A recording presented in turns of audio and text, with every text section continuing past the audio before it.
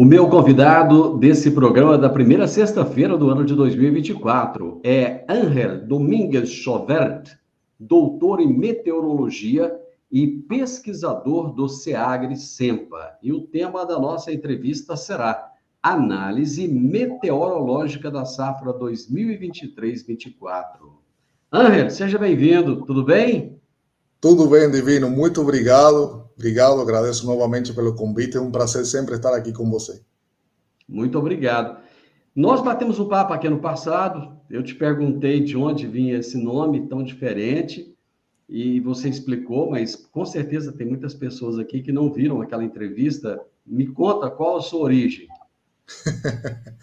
Bom, eu sou cubano-brasileiro, né? Eu nasci em Cuba, então meu nome vem, na verdade, de meu pai. Meu pai também se chamava assim, ele já é falecido.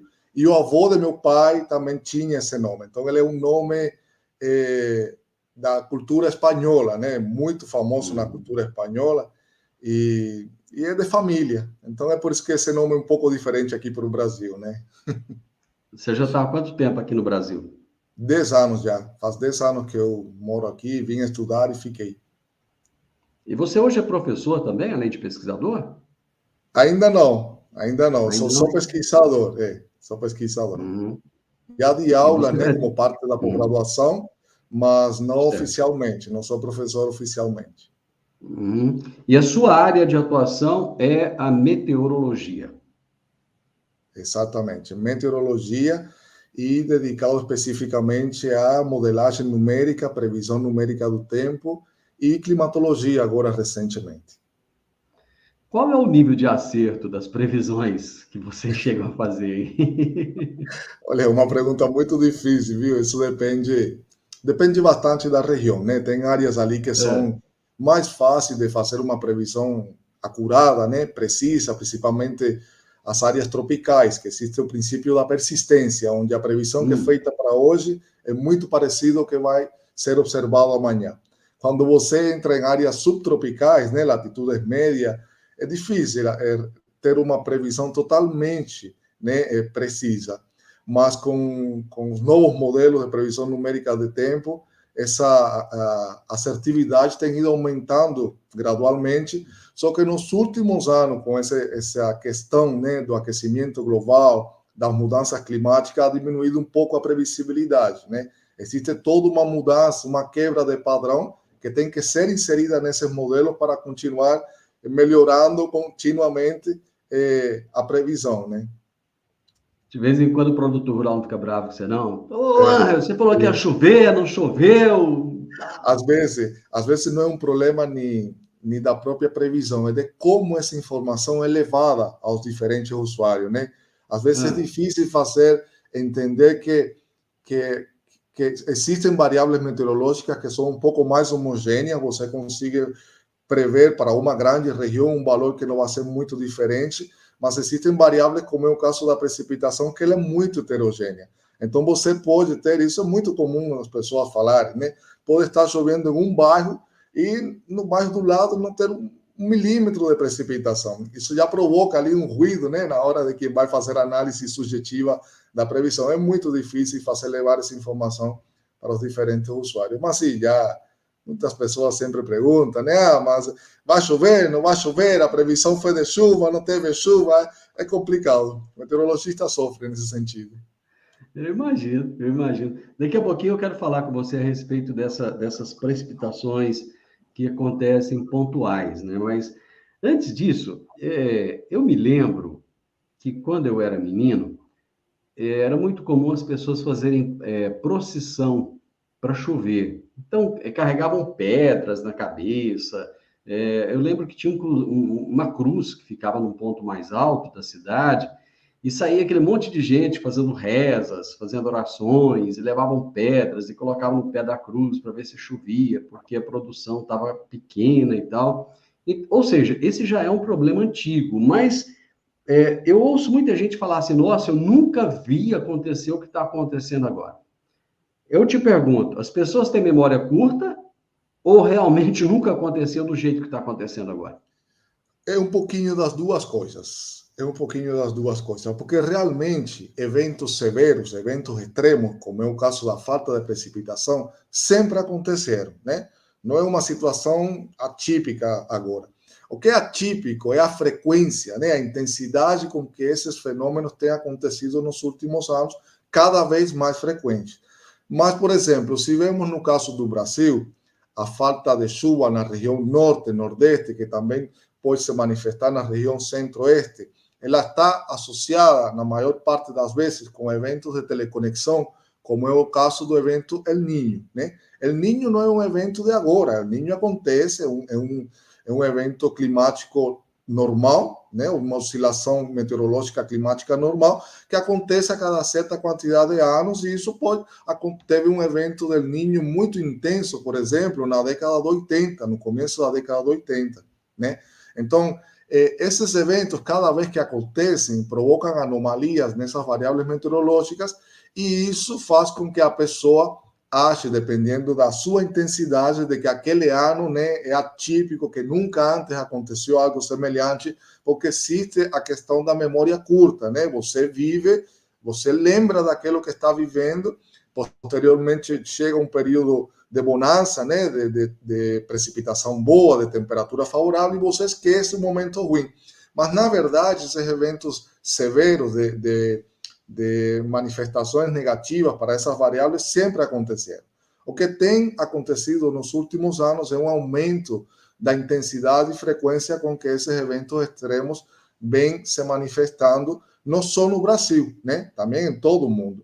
E especificamente nesse momento que estamos agora, a gente vem de um período em que a Niña atuou durante quase 3 anos. Isso foi totalmente atípico, né? Um período muito longo para uma única fase do evento Enos, que é o evento del Niño, La Niña Oscilação do Sul. E durante esse período de tempo, as precipitações foram favoráveis para a agricultura na região centro-oeste. Aí chega um período de El Niño, onde realmente os eventos de precipitação têm sido desfavoráveis, né? A precipitação não tem sido generalizada, tudo que vamos falar daqui a pouco, e isso faz com que as pessoas achem, né, que eventos como esse, com pouca precipitação, com precipitação muito intensa só em áreas específicas, nunca antes tenha acontecido nessa intensidade. Mas, na verdade, sim, já pode ser que na história aconteceu, mas repito, a frequência e intensidade com que esse evento tem acontecido na última década é o que tem chamado a atenção principalmente dos meteorologistas, né, dos pesquisadores nesse sentido. Isso é muito mais uma causa natural ou tem a ver com a interferência humana? Por exemplo, desmatamento, a quantidade de dióxido de carbono colocada na atmosfera, ou não? É causa natural mesmo? São as duas coisas. Existe uma parte natural, né, uma oscilação natural climatológica da circulação atmosférica da Terra, e existe também um aquecimento global que é inegável.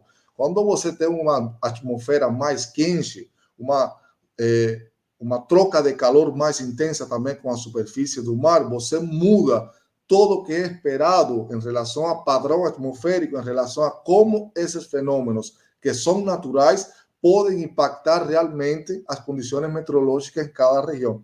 Então, se temos um evento que é considerado natural, né? Não um, na verdade, são vários eventos climáticos que atuam, né, ao mesmo tempo no globo terrestre, eles são considerados naturais, mas eles estão se manifestando em uma atmosfera muito mais quente. Então, os impactos que esses eventos normalmente trazem para uma região específica, eles são maximizados, né? Você tem uma intensidade maior daquele evento. Se El Niño, por exemplo, provoca um aumento da precipitação na região sul, em uma atmosfera muito mais quente, de mudança climática, essa precipitação pode ser ainda mais intensa do que normalmente era observado, né? E isso que a gente está observando, encontrando nos últimos anos com cada um desses eventos que a gente denomina eventos de teleconexão, porque eles não acontecem no local, né? Exatamente aqui no Brasil, eles acontecem em outras áreas do mundo, mas eles têm um impacto muito forte sobre as condições meteorológicas em diferentes áreas, né? Não precisa ser em aquela onde ele realmente se manifesta. Ano passado, nós vimos uma discussão muito grande de meteorologistas que diziam que haveria um super El Niño, outros diziam que não haveria super El Niño, que era uma questão normal e tal. teve esse tal desse super El Niño ou não teve? E as condições que nós tivemos tão adversas no ano de 2023, elas podem se repetir nesse ano de 2024? Tá, primeiro, El Niño sim é um ninho forte, já é considerado um ninho muito forte, né? É um dos ninhos mais intensos nos últimos 40 anos, né? Também inclui o ninho de 2015, 2016, teve o ninho del 97, 98 e o ninho de 82, 83. Então, esse ninho de agora, 2023, 2024, está entre os 3, 4 mais intensos dos últimos 40 anos e já é classificado como um El Niño muito forte. Essa classificação ela está dada pela diferença de temperatura, né, em relação à média em relação das águas da superfície do mar no Oceano Pacífico Equatorial Central. Existe uma região específica no Oceano Pacífico onde se faz a medição da temperatura da água, né, superficial, e se compara com a média para um período específico. A partir daí se determina a anomalia, e para esse ano, já esse valor de temperatura acima da média sobrepassou os 2 graus Celsius. E esse valor já é considerado como um ninho muito forte.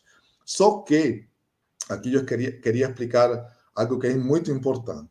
O El Niño, ele é um evento do mar. Ele está associado à temperatura na superfície do mar. Como esse ninho se manifesta na atmosfera, é o que a gente denomina oscilação do Sul, né? Como as temperaturas da superfície do mar conseguem mudar a circulação dos ventos na atmosfera, e isso é o que faz com que se manifestem eventos extremos em diferentes regiões associados com a meteorologia em si. Então, o evento El Niño, ele realmente é muito forte, já é considerado forte, mas o evento associado ao El Niño, que é a oscilação do Sul, que como ele impacta na atmosfera, ele não tem sido tão intenso como em outros casos del Niño forte, como foi no ano 2015 e 2016. Então, sim, a superfície do mar ela está sobreaquecida em um valor elevado, mas o impacto que esse aquecimento teve nas condições, né, gerais da atmosfera ao redor do mundo não foram tão intensas, foram intensas, né, mas não tanto como em outros eventos del Niño muito fortes. Agora, o que acontece é que não é só o evento Enos, né, El Niño, oscilação do Sul, que provoca mudanças nas condições de tempo na região. Existem outros eventos meteorológicos, oscilações normais também, né, associadas com mudanças de temperatura na superfície do mar, que provocam cambios na estrutura da circulação atmosférica, e isso pode provocar mudanças nas condições de tempo em determinadas regiões. Então, El Niño tem atuado junto com outros eventos, como é o caso de aquecimento anômalo no Oceano Atlântico Norte. Então, temos também esse evento de temperatura acima do normal, né? No caso da parte do hemisfério norte do Atlântico, isso impacta os ventos alísios, a entrada de umidade na região norte do Brasil, por exemplo. Temos também eventos de teleconexão no Oceano Índico, né? Mudanças ali nos padrões da temperatura da superfície do mar, que mudam a circulação atmosférica e tem um impacto nas condições de tempo também no Brasil. Então, a união de todos esses eventos em conjunto, atuando em um cenário de aquecimento global que traz a mudança climática, é o que tem provocado que 2023 tenha sido um ano tão desfavorável, né? Principalmente na questão precipitação para o Brasil. Se espera que 2024 não seja um ano tão ruim em relação quando se compara com 2023, né? Porque existe uma previsão de mudança do padrão da temperatura do Oceano Pacífico, né? A gente deve passar por um período de neutralidade a partir de abril. Estamos já no pico do El Niño, as temperaturas máximas na superfície do mar do Oceano Pacífico estão sendo registradas neste momento. A partir de agora, já foi identificada uma diminuição das temperaturas da superfície em algumas áreas do Oceano Pacífico, o que traz, né, como consequência uma diminuição da intensidade do evento El Niño. Posteriormente, se passa para um evento de neutralidade, e a previsão real é que no final do ano a gente volte para um evento de La Niña, né, que muda totalmente o padrão da circulação atmosférica, claro, quando unimos ele com a oscilação do sul, né? O evento El Niño seria mudanças na temperatura da superfície do mar, e o evento oscilação do sul é como essa mudança na temperatura da superfície muda a circulação atmosférica e provoca câmbios, mudanças nas condições do tempo do Brasil. Para esse mês de janeiro agora, Angel, deve chover mais do que vinha chovendo antes, novembro, dezembro, ou não? Sim. Primeiro, deixar claro que dezembro e janeiro, né, são os meses onde se registram os maiores valores de precipitação na região centro-oeste, né? Porque Brasil é muito grande, ele tem dimensões continentais, né? Mas vamos focar ali na região centro-oeste, que acho que é de maior interesse, porque cada sub-região do Brasil tem características diferentes. Então temos a região sul, que tem chovido muito nos últimos meses, temos a região norte e nordeste com déficit de precipitação, temos na região sudeste e centro-oeste, onde em algumas localidades a gente tem valores muito elevados de precipitação, e em outras realmente não tem acontecido praticamente nenhuma chuva, né? Mas vamos focar na região centro-oeste para conseguir dar uma explicação melhor. Para janeiro, a previsão é que a precipitação seja acima do esperado, acima da média histórica, né? Isso, em grande medida, está dado por lo que está acontecendo neste momento.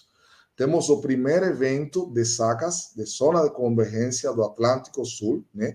Que é o evento meteorológico que mais associado está à precipitação durante o verão no Brasil. Então, durante toda a estação chuvosa, que começou em outubro, não se teve nenhum evento meteorológico de grande escala, seja frente fria, secas, que afetasse, né, concretamente a região centro-oeste, que provocasse chuva em altos valores de uma forma generalizada. Temos neste momento, atualmente, o primeiro evento desse tipo atuando na região. Já se tem acumulados muito elevados em algumas áreas até do centro e norte de Goiás, né, acima de 100 milímetros por dia, e isso vai provocar que durante todo o mês de janeiro, o acumulado total, ele seja acima do que é previsto para o período na região, né, que é aproximadamente entre 260 e 300 milímetros, né, a média histórica para a região ali de centro-oeste. Tem algumas áreas de Mato Grosso, por exemplo, que é acima de 300 milímetros, algumas áreas no interior de Goiás também, mas a média é mais ou menos essa, né? Entre 260 e 300 milímetros. A previsão é que fique acima desse valor. Mas, lembrando que fechamos uma estação de primavera, onde as precipitações ficaram muito abaixo, né, da normal climatológica para o período, nos 3 meses dessa estação. Agora eu volto naquele ponto que a gente falou anteriormente. Por que as chuvas aconteceram de forma tão localizada? Chovia aqui numa área, não chovia no vizinho, às vezes chovia num talhão, não chovia no outro.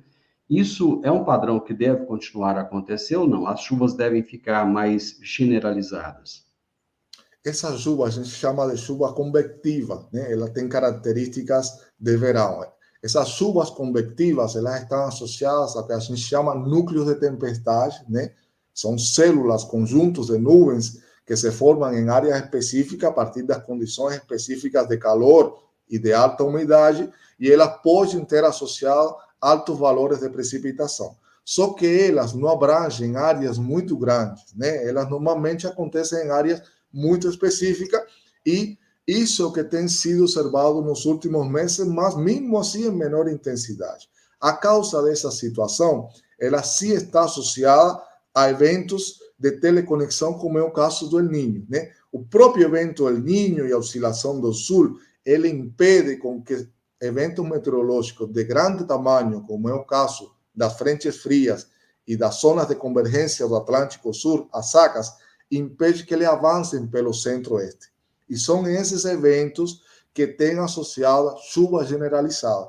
Então, durante toda a estação chuvosa do ano 2023, não tivemos nenhum evento de grande escala, né, de grande tamanho, com muita precipitação, impactando ali na região centro-oeste. Foi todo chuva convectiva, né, típica de verão, aquelas células pequenas que provocaram acumulados muito grandes em áreas específicas onde eles aconteceram, mas em outras regiões onde elas não se desenvolveram, onde elas não tiveram um impacto real, a precipitação não acontecia, né?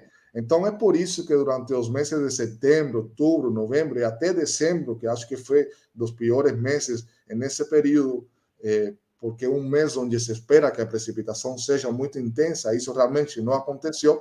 Nesse período de tempo, nesses 4 meses, a precipitação foi desse tipo e muito abaixo do esperado. Outra situação que a gente tem observado e que é típica das condições que temos, que têm sido registradas no mundo, né? É o caso de você ter chuva muito intensa em alguns dias do mês e em outros, um período muito longo, você simplesmente não tem uma gota de água em toda a região. Isso aconteceu durante todos os meses, durante os últimos 5 meses de 2023, onde a gente teve ondas de calor, né? Todo mundo deve lembrar, em cada um desses meses, a gente teve o impacto de uma onda de calor na região centro-oeste. Essas ondas de calor, elas tiveram causas diferentes, né? Desde um aquecimento anômalo cerca da Austrália, então, na região leste ali do mar do Pacífico, ao leste da Austrália, se criou uma região anômala, um aquecimento muito grande de temperatura. Isso provocou que a gente chama uma onda de Rossby, que é uma onda em altos níveis, né, de vento, em 11, 12 quilômetros, que teve um impacto na região, de forma resumida, né, ela teve um impacto na região centro-oeste do Brasil, criando um sistema de alta pressão que inibe a formação de tempestades e a formação de nuvens. Posteriormente, teve um aquecimento anômalo no Atlântico Sul, aqui no leste do Brasil, no oeste da costa da África. Esse aquecimento das águas do mar em aquela região provocaram um sistema de baixa pressão ali e, como resposta, se criou um sistema de alta pressão no centro-oeste do Brasil que impede novamente a formação de nebulosidade, provoca aumento de temperatura e inibe a precipitação. Então, durante todos os meses da primavera, a gente teve eventos que provocaram períodos muito longos sem precipitação e em alguns dias específicos aconteceram eventos extremos onde a precipitação foi muito intensa, mas isso não favorece a atividade econômica, como é o caso da agricultura, né? É bom que a precipitação ela esteja distribuída durante vários dias do mês e que o acumulado total seja significativo. Não serve de nada a gente ter um acumulado de 200 milímetros em 2 dias e passar 28 dias sem precipitação, que foi o que se observou em muitas das áreas da região. Eu acho que o produtor rural quer ouvir agora, nós já estamos no final aqui do nosso tempo, é o seguinte: muita gente está perdendo acima de 60% na produtividade da soja, porque houve antecipação do ciclo, não houve investimento dos grãos, enfim, uma série de coisas está fazendo com que pessoas que colhiam aí 75 sacas estejam colhendo agora 25, e está vindo uma safrinha por aí. Essa safrinha, ela será prejudicada como foi a da soja ou não? O produtor pode ficar um pouco mais tranquilo? Olha, a previsão, eu vou falar principalmente da precipitação, porque a temperatura não vai mudar. A previsão para a temperatura é que ela continue sendo acima da normal climatológica. Já tivemos um 2023 que foi, ainda está sendo processada a informação, mas é um dos anos mais quentes da história, né? Quando a gente fala da história, estamos falando do período em que a gente tem medição, tá? Vamos deixar isso claro. E 2024 vai continuar sendo um ano muito quente, né? Porque o aquecimento global ele é indiferente a esses fenômenos naturais que acontecem. Agora, em relação à precipitação, a previsão é que durante o mês de janeiro e fevereiro ele fique acima ou dentro do valor médio normal climatológica para o período. Já a partir de março, né, especificamente no mês de março, se espera que a precipitação fique um pouco abaixo do esperado para esse mês, a partir da normal climatológica. No entanto, a previsão é que para este trimestre, janeiro, fevereiro e março, né, que começa o plantio ali do milho, o período da safrinha, a precipitação, os valores de precipitação, os eventos de precipitação na região não sejam tão poucos e tão mal distribuídos como aconteceu na primavera, no período da safra, né? Se espera que seja um período melhor em relação a essa variável nos próximos 3 meses, quando comparado com os últimos 4 meses, que realmente foi bem difícil, né? Não só para o sudoeste de Goiás, sino também para a região oeste. Faltou bastante precipitação, depois teve eventos muito intensos, com rajadas de vento muito fortes, precipitação muito intensa em curto período de tempo. Então, realmente tem sido difícil. Mas para os próximos meses, se espera uma melhora nessa condição.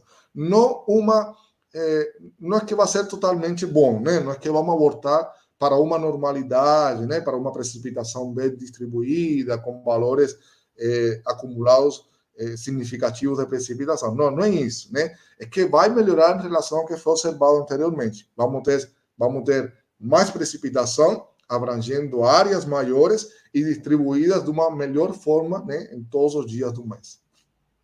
Meu amigo, muito obrigado por essa aula que você deu aqui. Agradeço imensamente e em breve, com certeza, você voltará para trazer mais informações. Um abraço, obrigado. Abraço, Divino. Eu que agradeço. Até mais. Até mais. Eu conversei com Ángel Domingues Chauvert, que é doutor em meteorologia e pesquisador do SEAGRE-SEMPA. E o tema da nossa entrevista foi Análise Meteorológica da Safra 2023-24. Deixa um curtir aí pra gente se você gostou dessa prosa, né? Comente, compartilhe com outras pessoas e se inscreva nesse canal. Grande abraço para você, até a nossa próxima prosa. Tchau, tchau.